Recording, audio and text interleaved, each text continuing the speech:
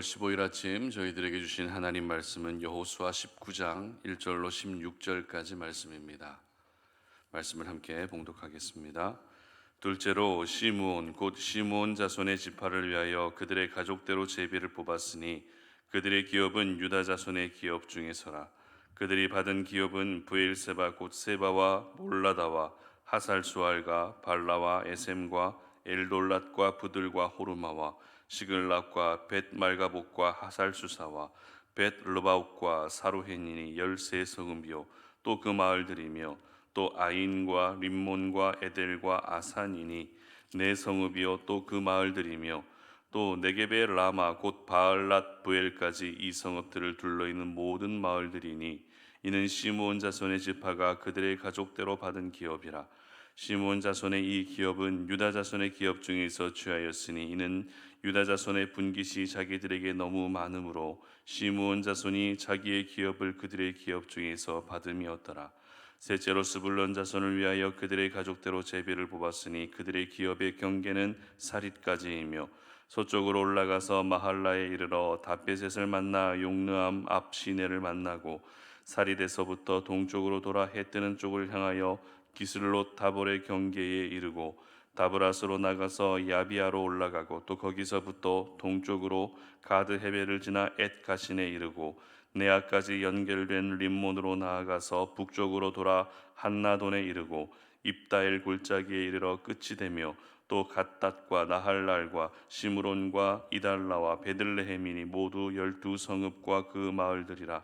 스불론 자손이 그들의 가족대로 받은 기업은 이 성읍들과 그 마을들이었더라. 아멘.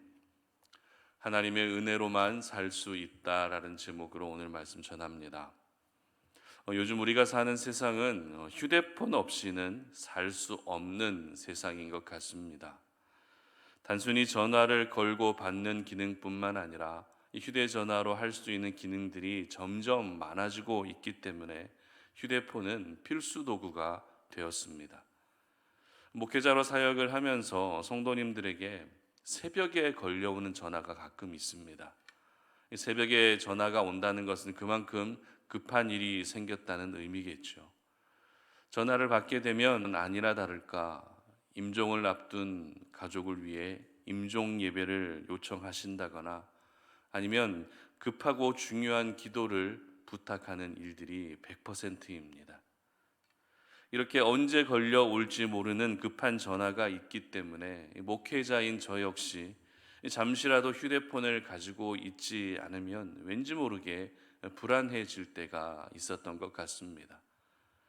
이처럼 휴대폰은 아이나 어른이나 그리고 직업과 상관없이 모든 현대인들의 필수품이 되었습니다. 휴대폰이 있어야 자신이 감당해야 될 그 일들을 더 잘 감당할 수 있는 것처럼 사람이 살아가는 데 있어서도 반드시 필요한 것이 있는데요. 공기나 물과 같은 것이 있어야만 생명체가 그 생명을 이어가고 살 수 있는 것이죠. 그렇다면 하나님의 사람들은 어떨까요? 하나님의 사람들 역시 살아가는 데 있어서 반드시 필요한 필수 요소들이 있습니다. 그것이 무엇입니까? 그것은 바로 하나님의 은혜인 줄 믿으시기를 바랍니다. 그렇습니다. 하나님의 사람들은 하나님의 은혜가 있어야 살 수 있는 것입니다. 그리고 하나님의 은혜로만 살아야 되는 것입니다. 만약 내가 하나님의 사람임에도 불구하고 하나님의 은혜 없이도 잘 살아가고 있다면 그것은 굉장히 큰 착각입니다. 하나님의 사람으로 잘 살지 못하고 있는데도 잘 살고 있는 것처럼 착각하고 있다는 것입니다. 오늘 본문은 시므온 지파와 스불론 지파가 땅 분배를 받는 내용으로 기록되어져 있습니다. 특별히 이 두 지파 가운데에서 오늘 저희들은 시므온 지파를 중심으로 말씀을 살펴보려고 합니다. 어제 살펴봤던 베냐민 지파와 그리고 오늘 시므온 지파가 땅을 분배받는 과정에서 공통점이 한 가지 발견되는데요. 그 공통점이란 바로 유다 지파와 관련이 있었다라는 것입니다. 어제 베냐민 지파는 영적 장자였던 유다 지파의 땅과 맞닿은 지역을 땅을 분배받았죠. 그리고 오늘 시므온 지파는 어떻습니까? 1절 보시기 바랍니다. 둘째로 시므온 곧 시므온 자손의 지파를 위하여 그들의 가족대로 제비를 뽑았으니 그들의 기업은 유다 자손의 기업 중에서라. 아멘. 바로 유다 자손의 기업 중에서 땅을 받았다는 것입니다. 이 말을 바꾸어 말하면 유다 자손이 이미 받은 땅 중에서 한 지역을 시므온 지파가 받았다는 것입니다. 그렇기 때문에 이 시므온 지파가 분배받은 그 땅을 가리켜 이곳은 시므온 지파의 땅이라고 말하기보다 유다 지파에게 속한 땅이라고 말하는 것이 더 정확할 것입니다. 그렇다면 왜 시므온 지파는 유다 지파에게 속한 지역을 분배받았던 것일까요? 다른 지파는 그들만의 구별된 땅을 받았는데 왜 시므온 지파만큼은 그렇지 못했을까요? 가나안 땅을 분배하는 데 있어서 변하지 않는 기준이 있었습니다. 첫 번째는 제비를 뽑아서 땅을 분배하는 것이었죠. 그리고 또 한 가지는 각 지파의 수효대로 땅을 분배받았다는 것입니다. 그렇기 때문에 그 지파에 사람이 많으면 넓은 땅을 분배받을 수 있었지만 상대적으로 사람의 수가 적으면 좁은 땅을 받게 되는 것이 가나안 땅 분배에 변하지 않는 원칙과 기준이었습니다. 그러면 유다 지파에게 속한 땅을 시므온 지파가 일부 받았다는 것은 시므온 지파의 사람의 수가 많았다는 것일까요? 아니면 적었다는 것일까요? 바로 적었기 때문이라는 것입니다. 다른 지파 사람들에 비해서 그 수가 적었고 그 수가 적었기 때문에 유다 지파가 받은 땅 중에서 일부만 그들에게 주어졌던 것입니다. 그러면 여기서 저희들은 또 한 가지 질문이 생기죠. 그러면 왜 시므온 지파는 다른 지파에 비해서 그 수가 적었느냐 하는 질문입니다. 민수기의 기록을 보게 되면 두 번에 걸쳐서 전쟁에 나갈 수 있는 장정을 조사하는, 그 장정이 몇 명인지를 조사하는 인구조사에 대한 기록이 두 번에 걸쳐서 기록되고 있는데요. 첫 번째 조사는 출애굽 세대를 대상으로 한 조사였습니다. 민수기 1장 23절의 기록을 보면 제가 읽어드립니다. 시므온 지파에게 계수된 자는 59,300명이었더라. 아멘. 몇 명이라고요? 59,300명의 장정이 계수되었다는 것입니다. 그리고 40년이 지나서 출애굽 2세대를 대상으로 또 한 번의 인구조사가 이루어지게 되는데요. 민수기 26장 14절의 기록입니다. 이는 시므온의 종족들이니 계수된 자가 22,200명이었더라. 여러분 차이를 발견하셨습니까? 1차에 조사된 장정이 59,300명이었는데 2차에 조사된 장정들은 22,200명으로 무려 37,100명이나 줄어든 것입니다. 40년이라는 그 시간을 보내면서 이 시므온 지파의 인구가 37,100명이나 줄어든 것이죠. 다른 지파는 1차 조사 때와 2차 조사 때가 큰 차이가 없었습니다. 그러나 유독 시므온 지파에게 이와 같은 큰 차이가 나타나게 되었던 것입니다. 그렇다면 도대체 시므온 지파에게 어떤 일이 있었기에 이 40년이라는 세월 동안 사람이 그렇게 줄어들었던 것일까요? 저희들은 민수기 25장의 사건을 그냥 지나칠 수가 없습니다. 민수기 25장을 보게 되면 이스라엘 백성들이 바알브올에서 우상을 섬기는 죄를 범하게 됩니다. 이때 하나님이 이스라엘 백성들 가운데 연병으로 24,000명을 죽이는 일이 생깁니다. 그 당시 죽임을 당했던 사람들에 대해서 성경은 오직 한 사람만을 언급하고 있는데요. 그 사람이 누구인가 하면 시므온 지파의 한 지도자였던 시므리라고 하는 사람이었습니다. 여러분 24,000명이 죽었는데 그 중에 시므온 지파 시므리라는 사람만을 기록하고 있는 이유가 무엇일까요? 그 이유는 바로 연병으로 죽었던 2만 4천 명 중에 대부분이 바로 시므온 지파 사람이었기 때문입니다. 그리고 이 사건이 있고 나서 바로 두 번째 인구 조사가 이루어진 것입니다. 그러므로 시므온 지파의 수가 급격하게 줄어들었던 이유는 바로 죄의 결과였던 것이죠. 이처럼 죄의 값을 치르는 것은 너무 혹독합니다. 다른 지파는 독립된 지역을 기업으로 받았지만 시므온 지파는 독립된 지역이 아니라 유다 지파에 속해 있는 한 부분만을 기업으로 받게 되면서 다른 지파 사람들에게도 부끄러울 수밖에 없는 모습이 되고 말았던 것입니다. 그러나 저희들은 유다 지파에게 속해 있는 한 지역을 기업으로 받은 시므온 지파의 모습을 보면서 매우 중요한 사실을 발견하게 됩니다.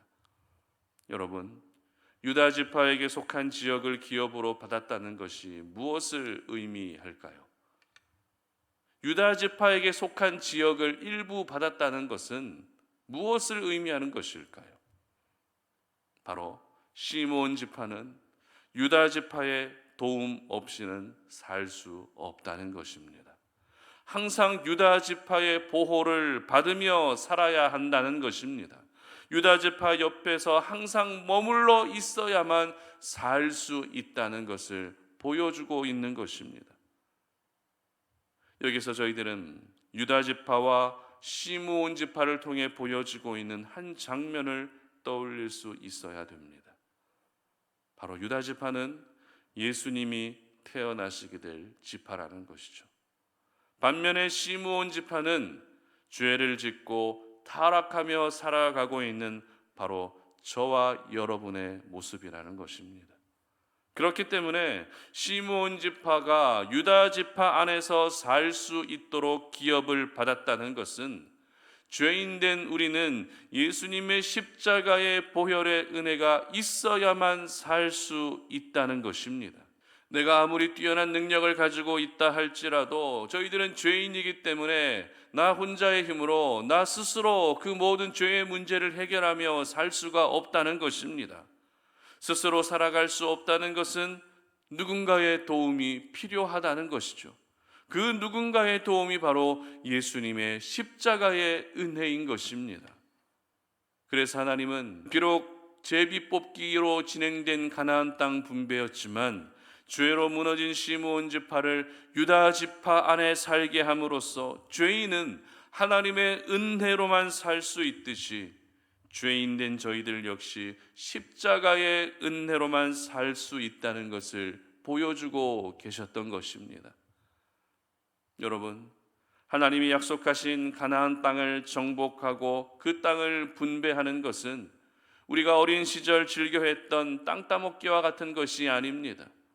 이스라엘이 살아갈 수 있는 땅, 지파별로 평화롭게 살아갈 수 있는 땅을 주심과 동시에 하나님의 은혜의 필요성을 끊임없이 말씀하고 계시는 너무나도 중요한 과정이었던 것입니다.